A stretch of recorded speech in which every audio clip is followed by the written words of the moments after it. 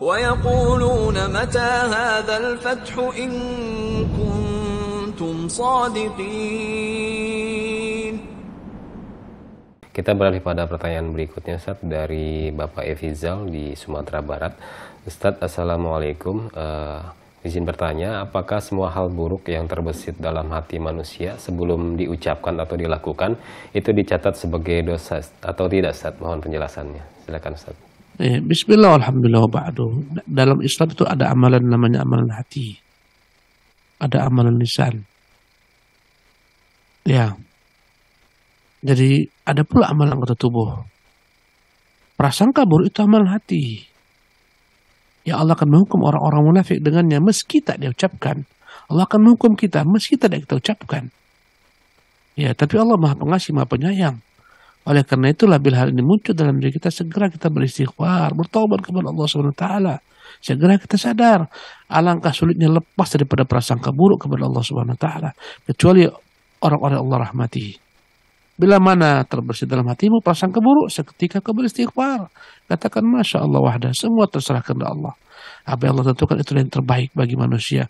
Manusia wajib berusaha, wajib berikhtiar untuk mendapatkan kebaikan, menolak segala macam keburukan, kemudaratan bagi dirinya, pada hartanya, pada agamanya, pada keluarganya. Tapi bila mana terjadi apa yang tak dia inginkan, setelah dia berusaha maksimal berikhtiar, dia wajib berprasangka buruk. Di balik itu semua terdapat hikmah, kebijaksanaan. Saya berikan perumpamaan. Pernah suatu ketika pada tahun berapa saya lupa, ya, tahun 2000-an, ada pesawat, maskapai pesawat begitu heboh dengan jatuhnya pesawat tersebut. Ya, tak usah saya sebutkan maskapainya, bahkan sekarang sudah tak ada. Ketika itu jatuh di Medan, ya, jatuh dekat dengan bandara Polonia. Jatuh, habis, mati semua yang terdapat dalamnya. Ya, bahkan sebagian penduduk pun terkena. Ya, mereka berduka cita, bahkan dibuat kuburan massal untuk mereka, dibuatkan padanya tugu. Ya, korban yang terbunuh massal, sebagian mereka terbakar habis, subhanallah. Dan kala itu ada 2 orang selamat daripada ketentuan ini, subhanallah.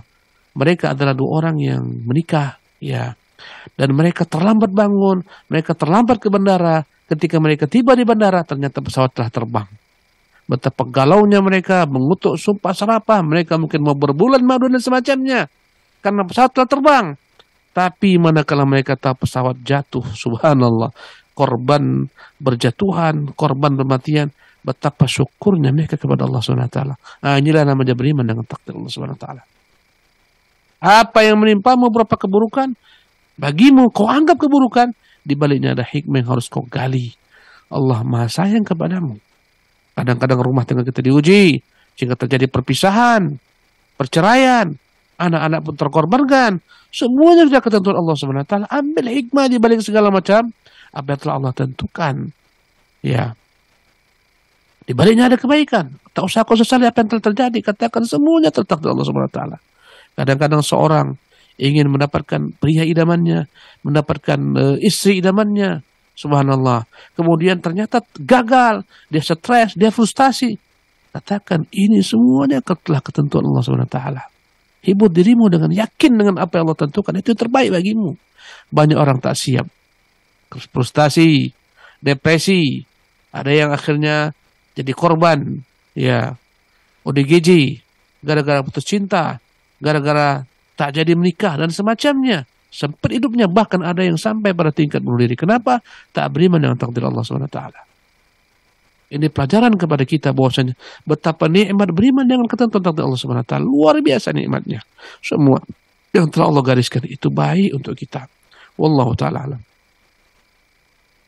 ويقولون متى هذا الفتح إن كنتم صادقين.